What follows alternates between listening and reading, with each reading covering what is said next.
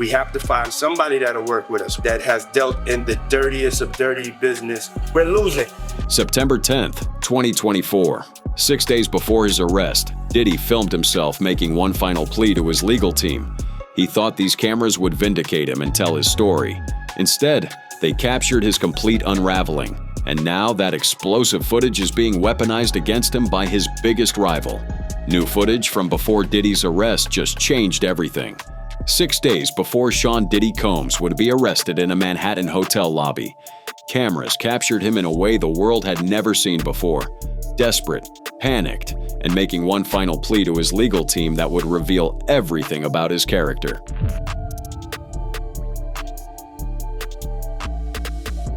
We have to find somebody that'll work with us that has dealt in the dirtiest of dirty business. We're losing. The footage comes from an upcoming Netflix documentary titled Sean Combs: The Reckoning, executive produced by Diddy's longtime rival, 50 Cent. And what it shows is nothing short of explosive. In those final days of freedom, Diddy had hired a videographer to document what he believed would be his triumphant story. Instead, those cameras captured his unraveling. What he said next would prove more revealing than anyone could have anticipated. I'm gonna get off the phone right now, and I am gonna let you professionals look at the situation and come back to me with a solution. No matter what nobody said, let's just here and there, y'all are not working together the right way. We're losing. The desperation in his voice was palpable. This wasn't the confident mogul the world knew. This was a man watching his empire collapse in real time. But here's where it gets even more interesting. 50 Cent, speaking on Good Morning America about the documentary, revealed something that shocked even him. Anything that surprised you when you were watching? I think it was surprising that he actually filmed it. The documentary captures a particularly telling sequence. Diddy decided to return to his roots, visiting Harlem to connect with fans and show the cameras his relationship with the community. He greeted locals, shook hands, embraced people. The optics were perfect. Then the cameras kept rolling.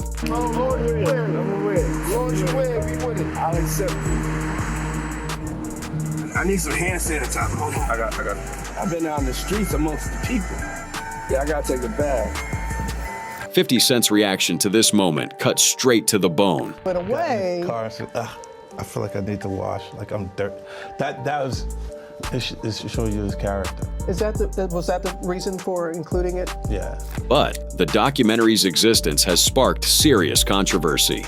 Diddy's legal team has come out swinging, calling it a shameful hit piece, and claiming the footage was stolen and never authorized for release. According to his spokesperson, Judah Engelmeyer, Diddy had been collecting footage since he was 19 years old to tell his own story, in his own way. Now Netflix was using that material against him. The statement didn't hold back, describing it as fundamentally unfair and illegal for Netflix to misappropriate his work. They took particular issue with 50 Cent's involvement as executive producer, pointing to his decades-long feud with Combs. The statement claimed 50 Cent has a personal vendetta and has made a career of slandering and defaming him.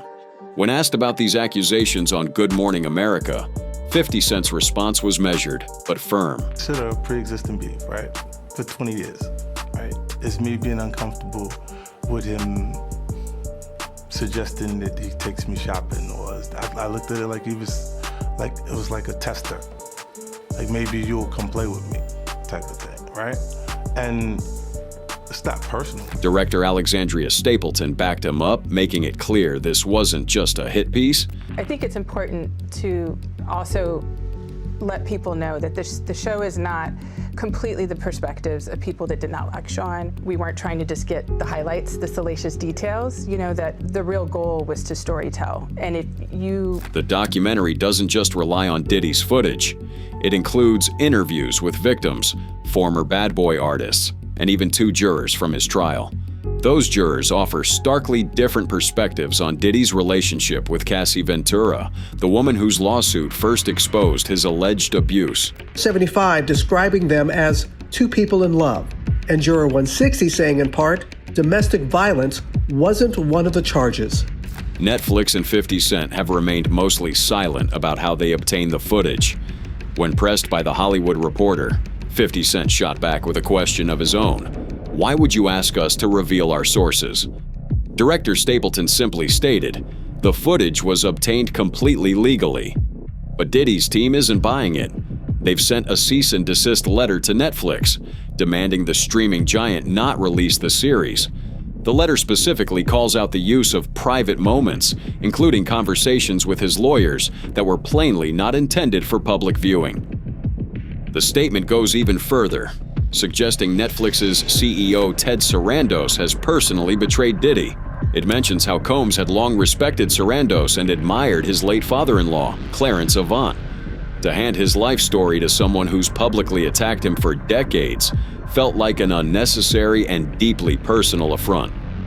Here's the thing. According to the New York Times, Diddy had actually been in discussions with Netflix about creating his own documentary. He wanted complete creative control. Netflix refused. Now that very footage he shot for his version of the story is being used in a documentary produced by his enemy. The irony is almost too perfect. But beyond the personal beef, 50 Cent made a larger cultural argument about why remaining silent would have been worse.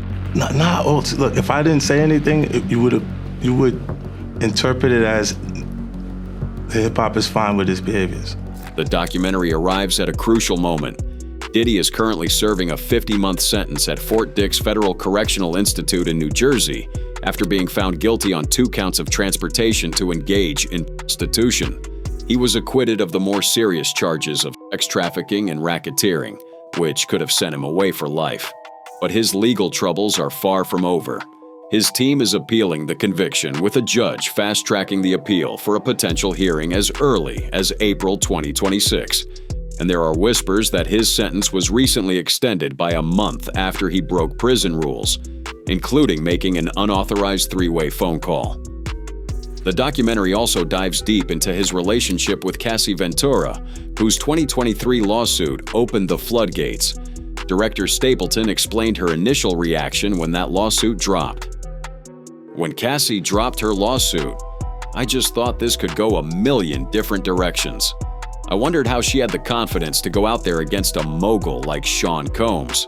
As a filmmaker, I instantly knew it was a stress test of whether we've changed as a culture. And the series promises to examine not just Diddy's alleged crimes, but how celebrity and power shields certain people from accountability. It includes footage that's never been seen before, voices that haven't been heard, and perspectives from people who watched everything unfold from the inside. The footage was meant to be his vindication. Instead, it became his undoing, and the story of how it got into the wrong hands is almost as damning as what it reveals. Sean Diddy Combs stood at a window in a high-rise building, cameras rolling as they'd been for decades. 6 days later, federal agents would arrest him, but in that moment, he had no idea the empire was already crumbling. The footage was supposed to tell his story. Instead, it became evidence of something else entirely. And now, Curtis 50 Cent Jackson, his rival for over 2 decades, has turned those cameras against him in a 4-part Netflix documentary that Diddy's team is desperately trying to stop. The irony, Diddy filmed it all himself. 50 Cent didn't mince words about why he took on this project. For years, hip-hop stayed silent while allegations mounted. The culture's biggest names looked away, avoided comment, protected the empire. But silence, 50 argued, sends its own message. Hip-hop culture was on trial as much as Sean Combs was? Look, if I didn't say anything, you would have interpreted it as hip-hop is fine with his behaviors. There's no one else being vocal. So you would look at it and just say, because that mind your business, or let me not say nothing about nothing, or... The beef between these two goes back 20 years. Long before the criminal charges, before the lawsuits, before Cassie Ventura's bombshell allegations in November 2023 changed everything. Their rivalry became hip-hop legend. But 50 insists this documentary isn't about settling scores. Yet critics weren't buying it. Dame Dash went public with scathing accusations, calling the documentary nasty work. A black man tearing down another black man for Netflix. For the white man. The racial politics cut deep. Hip-hop has always protected its own, even when maybe it shouldn't. She called out 50 Cent for doing this documentary.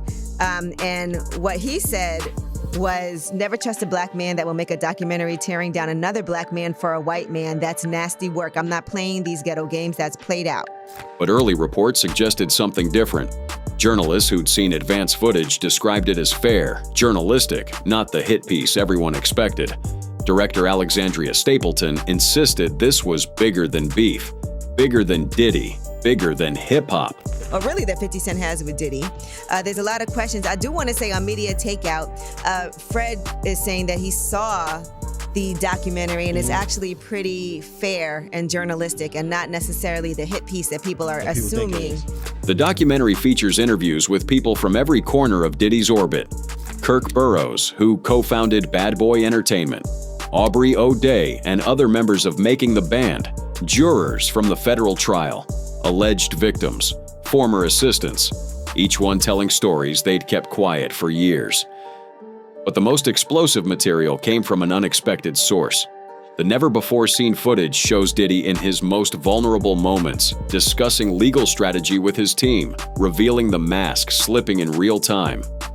How Netflix obtained it became the story's biggest controversy. There was also a disagreement between Diddy and this person who shot this footage. This guy was never paid, and they didn't find that out, his attorneys, until this documentary dropped. So all of that stuff, edited, unedited, that was shot in that time, if they bought it and they owned it the right way, and Diddy's team is still checking that out, it's there to be used.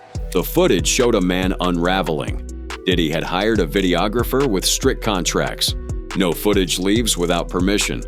But in those critical days before his arrest, the regular videographer sent a substitute. That substitute, never paid, never under contract, held onto the footage. And somehow, it found its way to Netflix. Diddy's reaction to discovering this was swift and furious. His team called it stolen, unauthorized, a violation of attorney-client privilege. They sent cease and desist letters. They threatened lawsuits. They claimed Netflix knew exactly what it was doing. Don't have any confirmations of any legal action as of yet, but the statement that I received from Diddy's team says that we have confirmed that Netflix used footage that was never authorized for release, including private moments. The footage was created for an entirely different purpose under an agreement that was never completed. So, in the footage itself, Diddy's desperation became impossible to ignore. On the phone with his legal team, his confidence cracked. Included, should it not?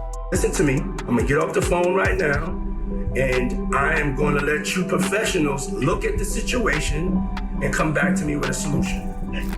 Another clip captured something equally revealing. Diddy had just finished greeting fans in Harlem, playing the role he'd perfected over decades. The mogul of the people, bad boy for life. But the moment he got in the car, the performance ended. He's like, oh yeah, look at all these. This wasn't shot. Yeah, what's up? What shake hands? Yeah, I'll take this. He thrives in this. This is like, yeah, when people recognize him, he seems. What up? Like barely anybody there, and he's like, yeah, everybody's here looking at me. He's like the quarterback that can never graduate. It feels like to me. I need some hand sanitizer. Hold on. 50 Cent was shocked. Not that Diddy felt that way, but that he'd say it on camera. It showed character, he argued. The disconnect between public persona and private reality. And Diddy had documented all of it himself, compulsively filming for decades, creating his own archive of evidence. The documentary doesn't just focus on the criminal trial. It reaches back to the beginning. The City College stampede, the deaths of Tupac and Biggie, the rise of Bad Boy Entertainment, the pattern of allegations that stretched across 3 decades. Episode by episode, it builds a case not in legal terms, but in human ones. Stapleton brought in 2 jurors from Diddy's federal trial, Juror 75 and Juror 160, who'd never spoken publicly before. Their insights into how the jury reached its mixed verdict became crucial to understanding why Diddy avoided life in prison, but still ended up convicted. The verdict itself shocked many. Prosecutors from the Southern District of New York, led by Maureen Comey, had overreached. They charged Diddy with racketeering and sex trafficking, painting him as a criminal mastermind running an organized enterprise. But the jury saw something different. Not a kingpin, but a wealthy man who'd hired prostitutes and transported them across state lines. On those 2 lesser counts, they convicted him. 50 months in federal prison. Time served since his September 2024 arrest would count.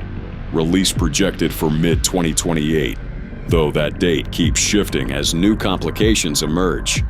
Academics, reacting to the documentary announcement, predicted exactly what it would do. Not convict Diddy legally, that had already happened, but re-villainize him culturally. What I think this doc is going to do is gonna re-villainize Diddy. This happened before his indictment, or the last indictment that sent him to jail. Talking about R. Kelly. Like, that surviving R. Kelly, that's what really sent that to jail. The comparison to R. Kelly wasn't accidental. That documentary, Surviving R. Kelly, changed everything. It brought victims forward, shifted public opinion, led directly to criminal prosecution. Could The Reckoning do the same? Not in Diddy's case. He was already convicted, already serving time. But there were still dozens of civil lawsuits pending, allegations spanning decades, stories still untold. The documentary could give those voices a platform they'd never had. The documentary doesn't just rehash old stories. It brings new revelations, exploring Biggie and Tupac's murders, the violent incidents throughout Diddy's career, and allegations from people who say they suffered in silence for years. It's not just about one man. It's about how we put celebrities on pedestals and ignore the damage they cause. Diddy's serving 4 years in federal prison after his July conviction on prostitution charges. His statement through publicist Judah Engelmeyer calls the series a shameful hit piece, claiming Netflix betrayed him by working with someone who's publicly attacked him for decades. But Stapleton says they reached out to Diddy's team multiple times for interviews. They never responded. Now streaming worldwide, Sean Combs' The Reckoning isn't just another celebrity downfall story. It's a reckoning for all of us, about who we celebrate, what we ignore, and when accountability finally arrives. What Netflix didn't show in those clips: the decades-long rivalry that made 50 Cent the perfect person, or the worst person, depending on who you ask, to tell this story. For 20 years, 50 Cent has been relentlessly trolling Diddy. Not just regular trolling. We're talking about a full-blown campaign that spans diss tracks, vodka wars, and savage Instagram posts. And now, with Diddy facing serious legal troubles, 50's dropped a 4-part Netflix documentary about his longtime rival. But this beef didn't start with the allegations. It goes way deeper. The last thing I saw was like a guy there. He was like, yo, he like pushed me into the truck. It really hurt. And he sodomized me. Like, he sodomized me. I was like, yo, look, I could find other things to do for money. Did you see the video? I could find other things to do for money. 50's been calling out Diddy's behavior for years when nobody else would. And according to him, there's a reason for that. That's why he says things. He doesn't even know what he's saying is like fruity. You know what I'm saying? Like, he says something fabulous and he goes, yo, but me and you, we ain't party. Like, we need to party. What is he talking about? Incident has gone off. When people say that to me, I get a little uncomfortable. That discomfort 50 felt, it became the foundation of one of hip-hop's most persistent feuds. August 2006 marked the moment things got really ugly. 50 dropped The Bomb, a diss track that didn't just throw shade. It accused Diddy of having knowledge about Biggie's murder. He rapped about not getting invited to those famous white parties in the Hamptons, making it clear he wanted nothing to do with Diddy's circle. But here's where it gets interesting, and despite the tension, these two kept crossing paths professionally. They even collaborated on a 2007 remix of I Get Money, alongside Jay-Z. 50 later revealed something surprising about that track. Diddy didn't actually write his own verse. During a 2024 appearance on The Breakfast Club, 50 explained how he and Jay-Z essentially ghost wrote Diddy's part. Jay would format the ideas in his head, spit them out ready-made, and 50 would tell him to put it in there. It was a rare glimpse behind the curtain of hip-hop collaboration, showing how the industry really works. Yeah, he didn't want me to, well, they worked to make like there was an issue with me in the NFL that doesn't exist. So he did the corporate way of trying to keep you down. Oh, it's not me, it's them. It's them. And then when M says she's not gonna do it if I'm not there, then Let's go. Yeah. The beef wasn't always just about personal discomfort. Business got in the way too. Back in 2005, 50 tried to help Macy escape his Bad Boy Records contract. Diddy allegedly wanted $2 million to release him. 50's response: Mace ain't worth $2 million with $2 million in his pocket. The deal fell through, and the tension grew. Then came the vodka wars of 2014. Diddy had Ciroc, 50 signed with Effin' Vodka, and what followed was social media warfare at its finest. You see me? I've been doing this a long time. So I do what I want, when I want it, how I want it. Cause I be feeling like this too sometimes when I ride for too long. Be on tour and shit. French Montana got caught in the crossfire. At one point, he gave Effin a backhanded compliment, calling it watered down, but I love it. And my man's here. He came by. Shout out to Effin' Vodka. That shit kind of watered down, but I love it. What happened next became legendary in the vodka wars.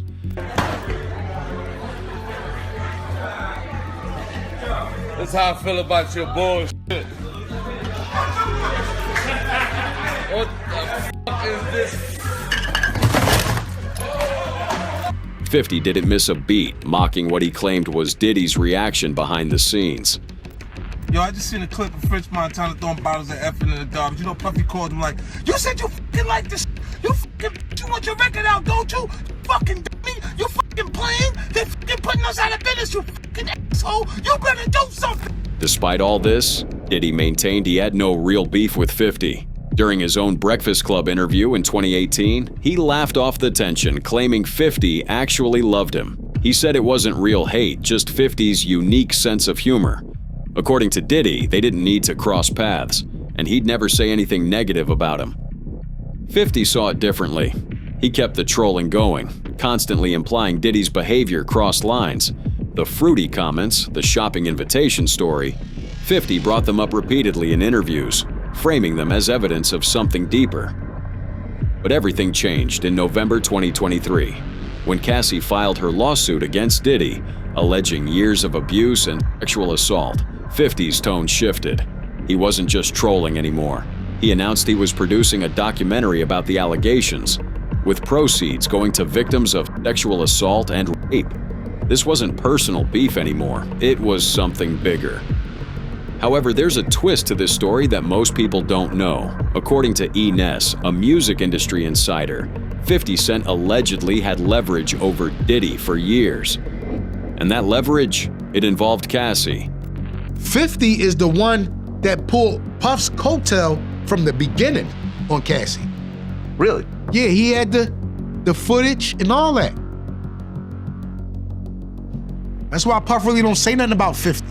The nature of that footage is explicit and disturbing. 50 had a video of Cassie having sex with another man while she was dating Diddy? Yeah. Oh. Yeah.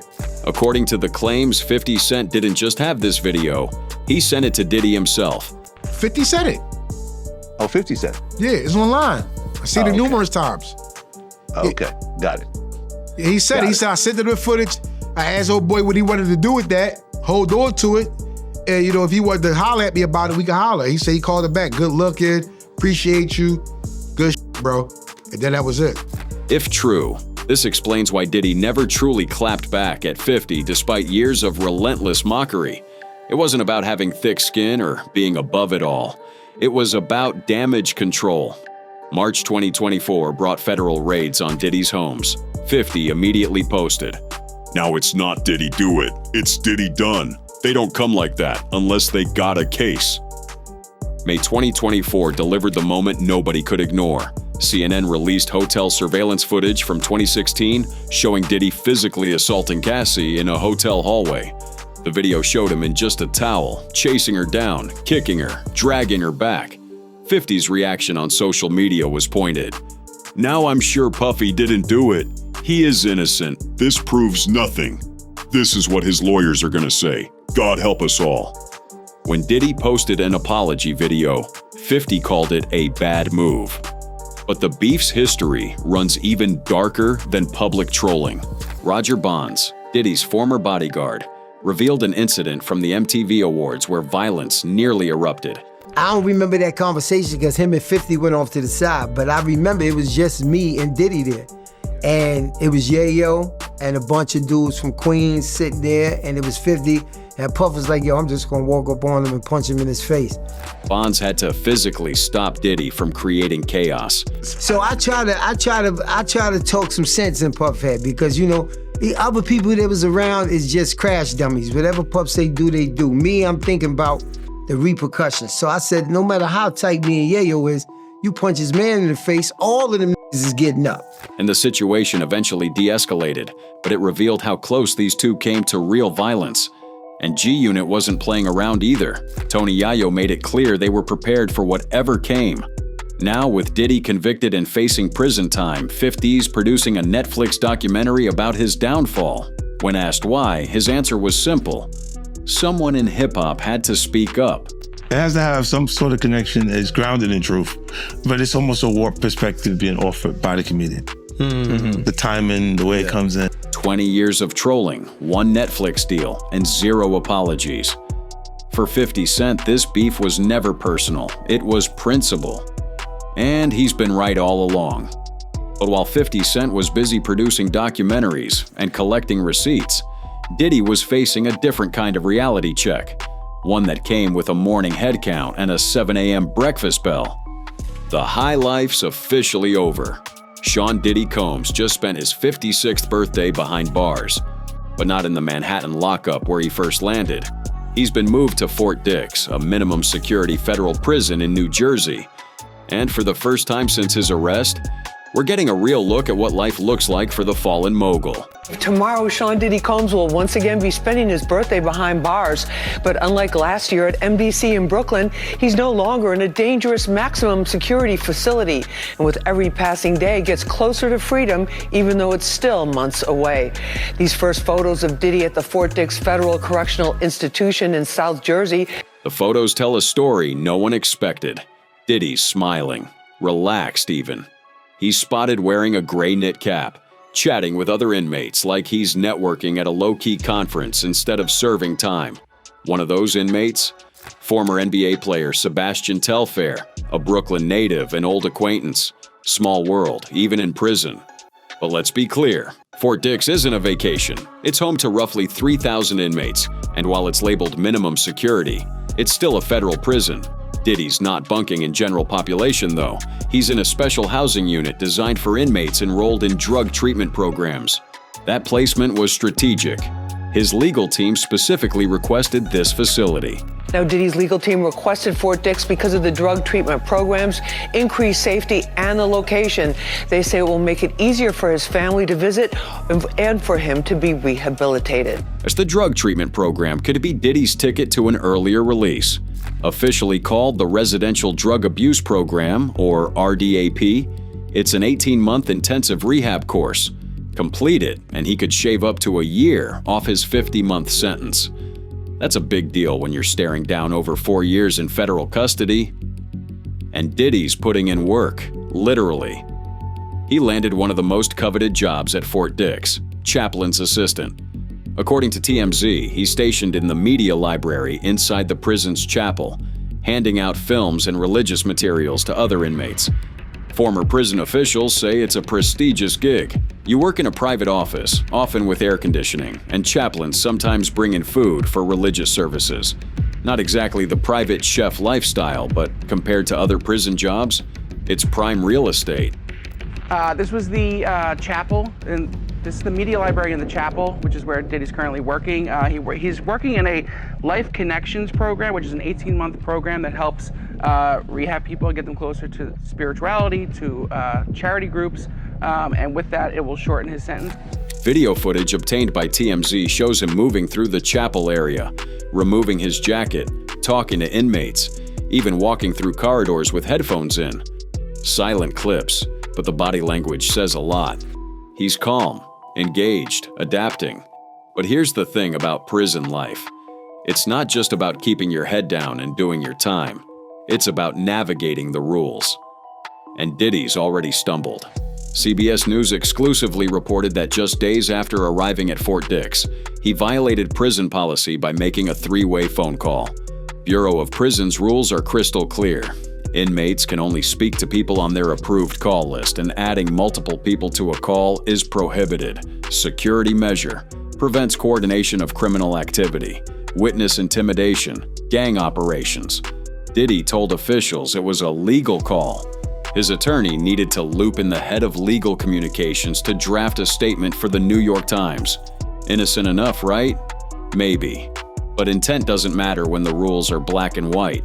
Prison officials recommended he lose 90 days of phone privileges and 90 days of commissary access.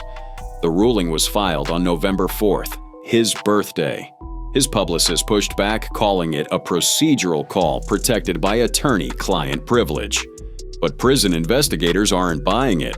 One source close to the investigation said the violation shows a disregard for the rules.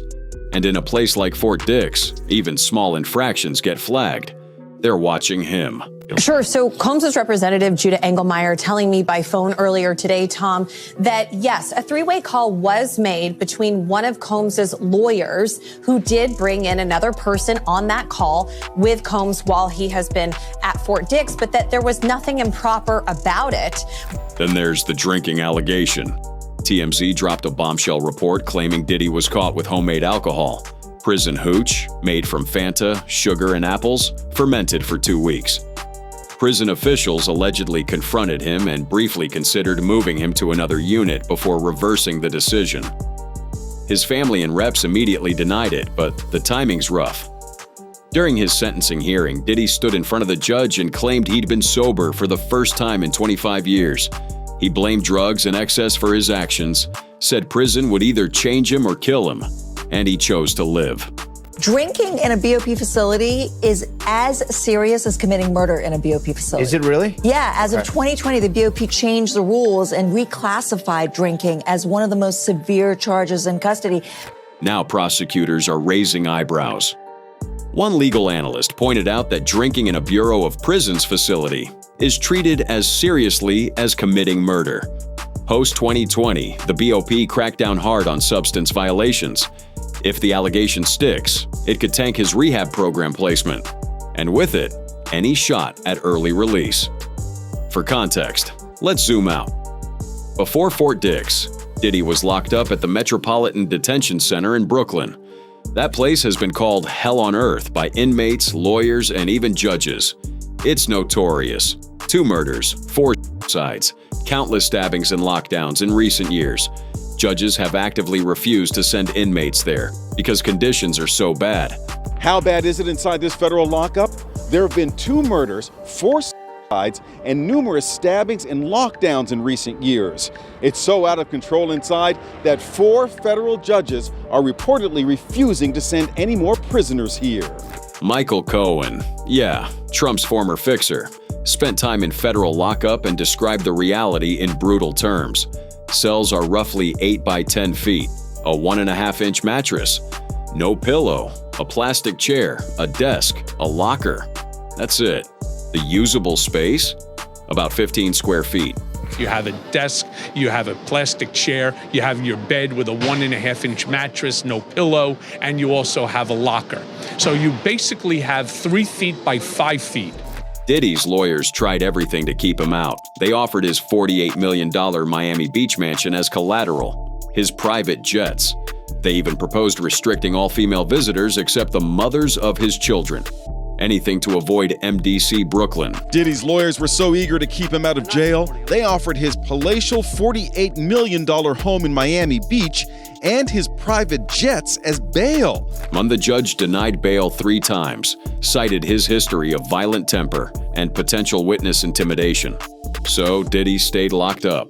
No amount of wealth was going to change that.